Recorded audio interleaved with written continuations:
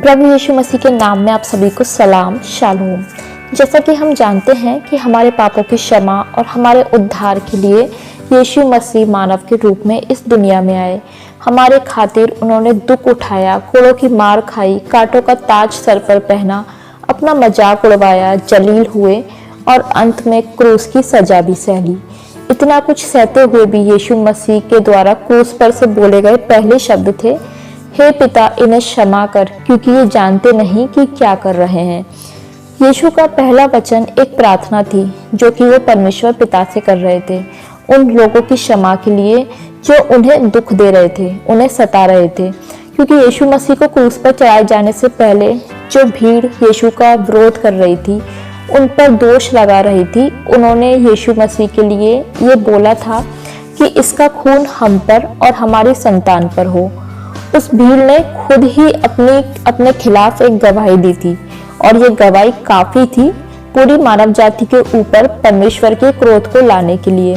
लेकिन यहाँ भी परमेश्वर के क्रोध और हम मनुष्यों के अपराधों के बीच में यीशु मसीह आ गए, जो कि अपने सताने वालों के लिए परमेश्वर पिता से क्षमा की विनती कर रहे थे। इतने दर्द में भी यीशु के मन में अपना दुख नहीं बल्कि वो नुकसान था जो उसके सताने वाले अपना कर रहे थे। इसलिए यीशु मसीह ने कहीं ना कहीं अपने पिता से कहा कि हे पिता, मुझसे अपनी दया चाहे तो हटा ले, परंतु इन पर से मत हटाना, इन्हें क्षमा कर देना, क्योंकि ये नहीं जानते कि ये क्या कर रहे हैं।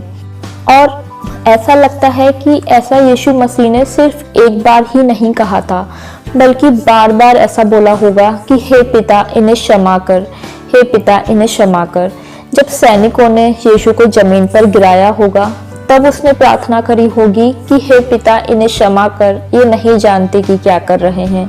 जब सैनिकों ने यीशु मसीह के हाथों और पैरों में कीलें ठोकी होंगी, तब उसने प्रार्थना करी होगी कि हे पिता इन्हें क्षमा कर, क्योंकि ये नहीं जानते कि क्या कर रहे हैं। जब क्रूस को गाड़ा गया होगा, खड़ा किया जा रहा होगा, तब भी उसने प्रार्थना करी होगी कि हे पिता इन्हें क्षमा कर, ये नहीं जानते कि ये क्या कर रहे हैं। जब भीड़ उसका अपमान कर रही थी, उसका मजाक उड़ा रही थी, तब भी शायद यीशु मसीह ने प्रार्थना करी होगी कि हे पिता इन्हें क्षमा कर, ये नहीं जानते कि ये क्या कर रहे हैं। जब सैनिकों ने उसके कपड़े आपस में बांटने के लिए पर्ची डाली होगी, तब भी यीशु मसीह ने प्रार्थना करी होगी कि हे पिता इन्हें क्षमा कर, ये नहीं जानते कि ये क्या कर रहे हैं। हमें ठीक ठीक कुछ भी नहीं मालूम कि वहाँ क्या क्या हुआ होगा, मगर इतना हम जरूर जानते हैं और ये जरूर कह सकते हैं कि यीशु मसीह वहाँ लगातार हर एक के लिए प्रार्थना कर रहे थे कि हे पिता इन्हें क्षमा कर, हे पिता इन्हें क्षमा कर, हे पिता इन्हें क्षमा कर। क्योंकि ऐसा ही तो स्वभाव था हमारे यीशु मसीह का कि वो हमेशा परमेश्वर पिता से प्रार्थना करते रहते थे। वो पूरी रात प्रार्थना करते थे, वो जंगलों में प्रार्थना करते थे, वो पहाड़ों पर प्रार्थना करते थे। और आज इतने दुखों में होने के बाद भी, अपने जीवन के अंतिम पलों में भी वो अपने परमेश्वर पिता पर विश्वास रखकर परमेश्वर पिता से प्रार्थना कर रहे थे। लेकिन ये प्रार्थना वो खुद के लिए नहीं कर रहे थे, बल्कि दूसरे लोगों के लिए कर रहे थे। अगर क्रूस पर से बोली गई सातों वाणियों का सीक्वेंस हम देखेंगे, तो हम जानेंगे कि यीशु मसीह ने पहले दूसरे लोगों के बारे में सोचा, फिर अपने परिवार के बारे में सोचा और सबसे अंत में अपने बारे में सोचा। ऐसा ही स्वभाव था, ऐसा ही दयालु स्वभाव था हमारे यीशु मसीह का। इसके साथ ही अपनी सेवकाई के दौरान भी यीशु मसीह ने बार बार क्षमा के बारे में बताया था। मत्ती का 6 अध्याय उसके 12 वचन और 14 और 15 वचन में इस तरह से लिखा है कि जिस प्रकार हमने अपने अपराधियों को क्षमा किया है, वैसे ही तू हमारे अपराधों को क्षमा कर। इसलिए यदि तुम मनुष्यों के अपराध क्षमा करोगे, तो तुम्हारा स्वर्गीय पिता भी तुम्हें क्षमा करेगा। इसी तरह से यीशु मसीह ने मत्ती 18 के 21 और 22वें वचन में बताया कि एक बार जब पतरस ने पास आकर उससे कहा कि हे प्रभु, यदि मेरा भाई अपराध करता रहे तो मैं उसे कितनी बार क्षमा करूं, क्या 7 बार? तब यीशु मसीह ने उससे कहा, मैं तुझसे ये नहीं कहता कि 7 बार तक, वरन 7 बार के 70 गुने तक। लेकिन क्षमा पर यीशु मसीह की सबसे बड़ी शिक्षा क्रूस पर दी गई। ये वाणी इस बात का सबूत है कि यीशु मसीह ने जो भी प्रचार किया वो खुद भी करके दिखाया उसने जो कहा वो करके दिखाया। मत्ती 5:44 में यीशु ने कहा कि अपने बैरियों से प्रेम रखो और अपने सताने वालों के लिए प्रार्थना करो।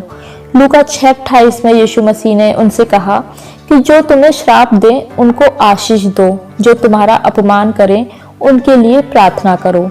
तो इस तरह से जो शिक्षा यीशु मसीह ने दी उन्हें उसने खुद पूरा करके भी दिखाया। उसने कहा कि अपने बैरियों से प्रेम रखो, तो ये कहना कि हे पिता इन्हें क्षमा कर, अपने बैरियों से प्रेम रखना ही तो था। उसने कहा कि अपने सताने वालों के लिए, अपना अपमान करने वालों के लिए प्रार्थना करो। इस बात को यीशु मसीह ने क्रूस पर भी नहीं भूला और उन्होंने भीड़ के लिए, रोमी सैनिकों के लिए, सबके लिए प्रार्थना करी। आज हम देखते हैं कि बहुत से धर्मगुरु ऐसे भी हैं जो बोलते तो कुछ और हैं और खुद करते कुछ और हैं, मगर यीशु मसीह का जीवन बिल्कुल भी ऐसा नहीं था। उन्होंने जो प्रचार किया उसे पहले खुद जीकर भी दिखाया। उसने पहले हमारे सामने एक आदर्श रखा, खुद करके दिखाया, उसके बाद वो हमसे उम्मीद रखता है कि हम भी वैसा ही करें। तो यीशु मसीह द्वारा क्रूस पर से बोली गई इस पहली वाणी से हम ये सीख सकते हैं कि हमें हमेशा हर परिस्थिति में अपने परमेश्वर पिता से प्रार्थना करनी है।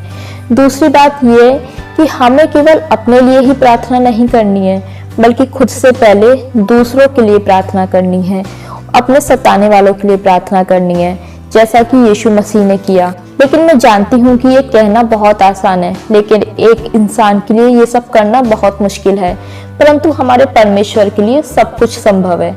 जैसा कि वचन में भी लिखा है मत्ती 19:26 में, मनुष्यों से तो ये नहीं हो सकता परंतु परमेश्वर से सब कुछ हो सकता है। इसलिए हमें परमेश्वर पिता से प्रार्थना करनी है कि परमेश्वर हमें अपने अपराधियों को क्षमा करने वाला और उनके लिए प्रार्थना करने वाला मन दे। और तीसरी बात हम ये सीखते हैं कि हमें केवल परमेश्वर के वचन को पढ़ना, सुनना और प्रचार ही नहीं करना चाहिए, बल्कि जैसा हम पढ़ते हैं, प्रचार करते हैं, उस पर विश्वास करके अपने जीवन को भी उसी के अनुसार जीना चाहिए। अगली वीडियो में हम क्रूस पर से यीशु मसीह द्वारा बोली गई दूसरी वाणी पर विचार करेंगे। तो अगर आप इस चैनल पर नए हैं या आपने अभी तक ये चैनल सब्सक्राइब नहीं किया है तो इस चैनल को सब्सक्राइब करें और दूसरों के साथ इस वचन को शेयर करके परमेश्वर के वचन को फैलाने में हमारी मदद करें। परमेश्वर के नाम की महिमा हो। जय मसीह की।